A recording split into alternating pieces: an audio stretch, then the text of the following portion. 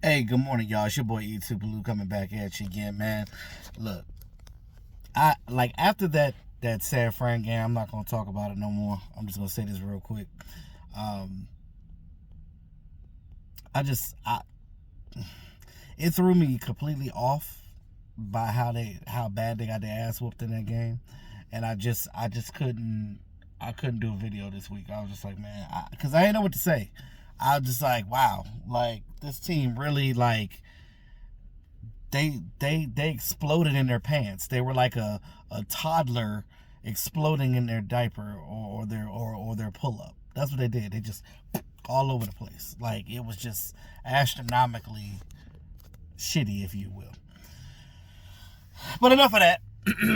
Moving forward, I just want to say I'm not really down on this team so much. It's just things that irritate me about this team, right? And there's things that we keep reverberating over and over again that needs to stop. Kellen Moore is not here anymore. Uh, but there's still certain things that have not changed. The physicality of this team is ridiculous. Like it's non-existent. You go and play a juggernaut like the 49ers. This is not a third time that they beat you. And now you're their little bitch.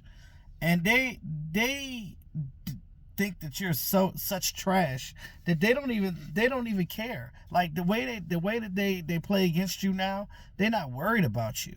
It's like they don't even feel like they even have to scheme. They just play their game. That's all the 49ers did. They came in the game, they played the way that they played, and that's it. The Cowboys got out of their mind. They talked all week about, oh, well, we're doing this, we're doing that, we're hyped, we're pissed. But I think that the emotion took them out of their realm of thinking football. They got away from their fundamentals. When you're playing this game of football, any sport, you got to take some emotion out of it. You can't just play this game and then expect to win emotionally all the time. It doesn't work like that. You got to stay sound. You have to know what you're doing. You have to stay in your lanes. You got to play sound. You have to play fundamentally. And like I said, that's what other teams do to us. And that's ultimately why we got our ass whooped. They got us out of our game real quick. I mean, it was just a butt whooping from start to beginning. But going forward, when we're going against a team that we're emotional about, or like this week where it's the Kellen Moore Bowl, you can't get like that this week. You can't overthink things. Play your scheme. Play the way that you play. Scheme to the way that would help you to beat that particular team, because your scheme is going to change every week, because who you're playing with changes every week. We know Kellen Moore. Kellen Moore knows us. But at the end of the day, you know his tendencies. You know what he likes to call. You know that he's more of a thrower than running the ball. But I know they got Austin Eckler coming back with the Chargers this week. So I know that they're probably going to be running the ball too. But again, you got a lot of opportunities in this game to come back and get back to your glory. Now, I'll talk more about that in my matchup video before the game. Game's not till Monday, so I don't have to do it till Monday. But this weekend, I just want you all as Cowboy fans to just sit back and just enjoy the rest of these games this season.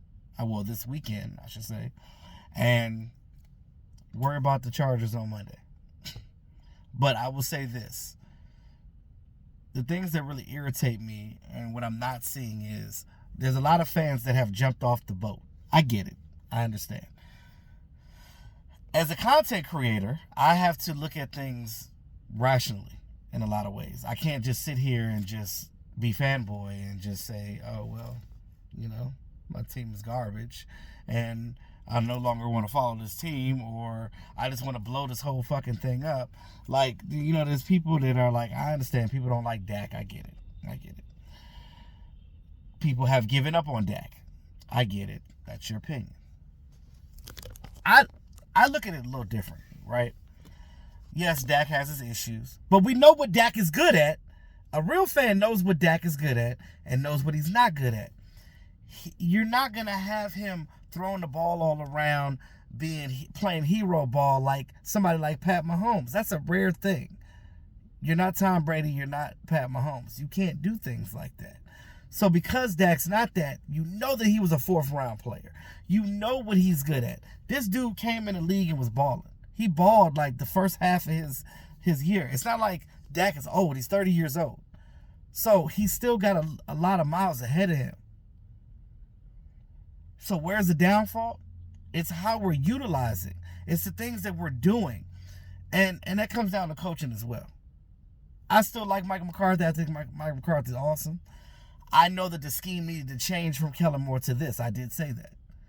And I'm still into what Michael McCarthy's doing because this West Coast, Texas Coast offense does work because the 49ers run the same fucking thing.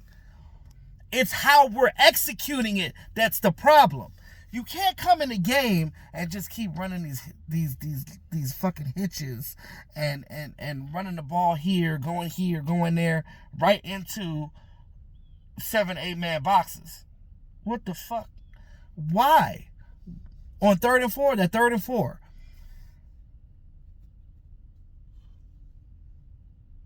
The issue is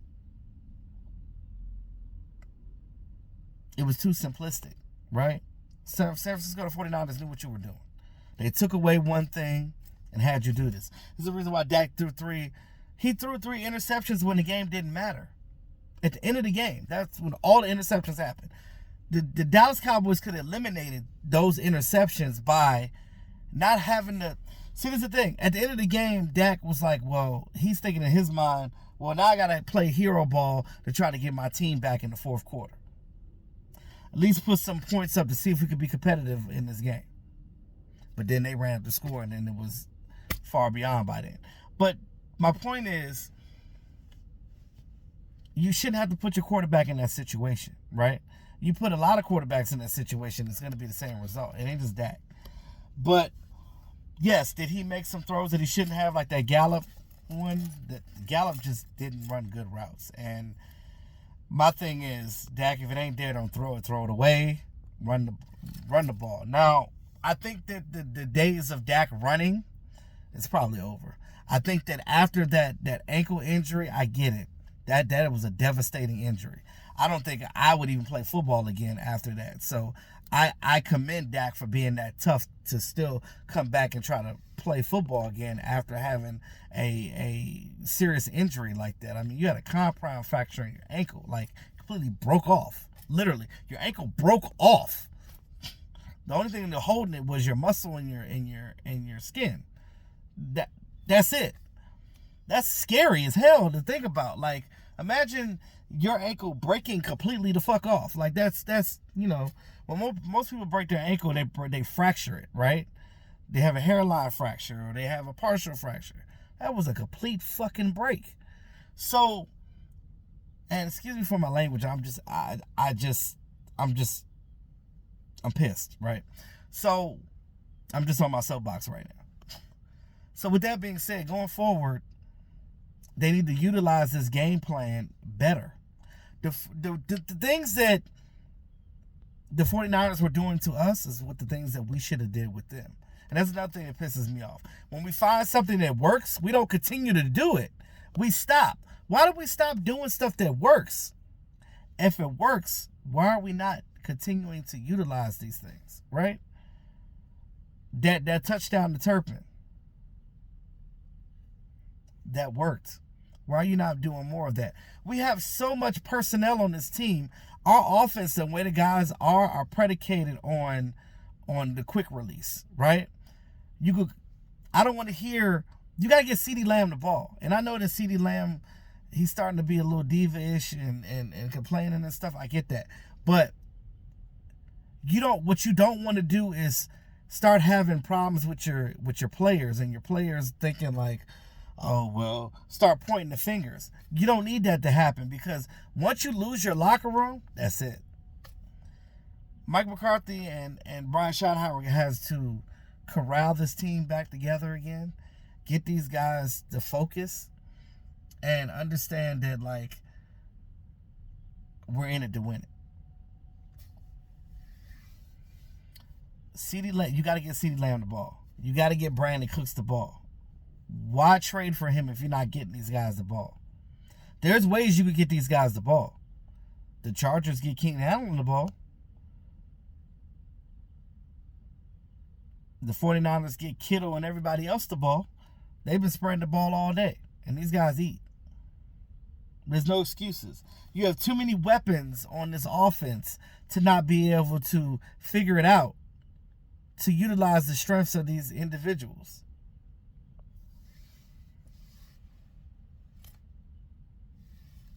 Stick to the stuff that works.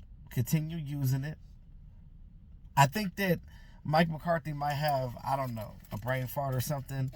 I think that because he hadn't called plays in a long time, he's rusty at this thing, I guess. We know what Mike McCarthy's capable, because I'm a firm believer of, if I've seen you do it before well, I know that you can do it again. Sometimes just people just get in their own way mentally. And we got a bye week after this game on Monday. If it comes to a situation where Mike McCarthy might have to step back and let Brian Schottenheimer call the plays or whatever, while he, concentrate on getting his mental together, because I think it's a mental thing. It is. And this offense is great. You just have to learn how to, we haven't been coming up with a good game plan with how to play. Now, how do you solve your red zone woes? Just score frequently. You don't even have to score in the red zone. Score from outside of the red zone. Then they won't be talking about the red zone because you're scoring. As long as you're putting points up on the board, I don't see what the complaint is. So, I say this to say that going forward, the Cowboys just have to do better. They have to fix this scheme up. They have to figure out what works. And you know what works. If a Joe Smo like me, I ain't no coach, and I never will be. But if I understand that, if I know what Dak's strengths are, the RPO. What happened to the RPO? Throw the screens. That run pass option is big. Dak is great at that. And he's also great at the hurry up offense. When you get him in a zone where he doesn't have to sit here and do this, that, and the third, he excels. They were so focused because, and I'm going to end with this. The Dallas Cowboys players and staff have to stop listening to this outside media. I understand it's hard. We're America's team. Everybody's going to talk about us all the time. So teams are always going to want to beat you because they're tired of hearing about you too. Even though it ain't the Cowboys' fault, that's just the way the media works because they know Cowboys do this. They know that they provide this when you talk about them. So at the end of the day, they need to get that out their mind. Don't worry about the outside noise. Handle your business. Do what you need to do on the inside. Stop handcuffing Dak Prescott. That's the problem. They're handcuffing Dak Prescott this year because of the interceptions last year. Although last year was the only year that he had a lot of freaking interceptions. So they're trying to prevent him from doing that again by handcuffing him. But ultimately, you're making it worse because you're handcuffing him and he's not allowed to do the things that he's good at doing. You're having him pigeonholed to something and he's not comfortable and he's double pumping and stuff, and you're causing more of a problem than not because you're making him uncomfortable. Think about it. If you're uncomfortable at something, you're not going to excel at it. I don't care if it's a job. I don't care if it's a hobby. No matter what the situation is, you're not going to be great. You're not going to be great at it. And you're not going to be good at it unless you can do it at your pace and how you play it.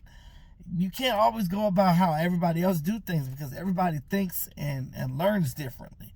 Because of that, you be smart coach and utilize the strengths on how Dak Prescott plays and do it the right freaking way so we can stop saying that he's trash. Dak is not garbage. He's not. It's a mental and emotional thing going on right now. And if I were Dak, I would tell him, stop handcuffing me. Let me do me. Let me be the player that I am. Yes, let me play within the system with the people around me and do the things that I was doing before that works. Because, again, I'm a creature of habit, right? If I seen you do something before, I know you can do it again. We've seen him excel early in his career. He still can. You have to continue doing the things that work for him. And that's it. Man, like, share, subscribe to the channel, man. Let me know what y'all think. It's your boy E2 Blue. Peace out.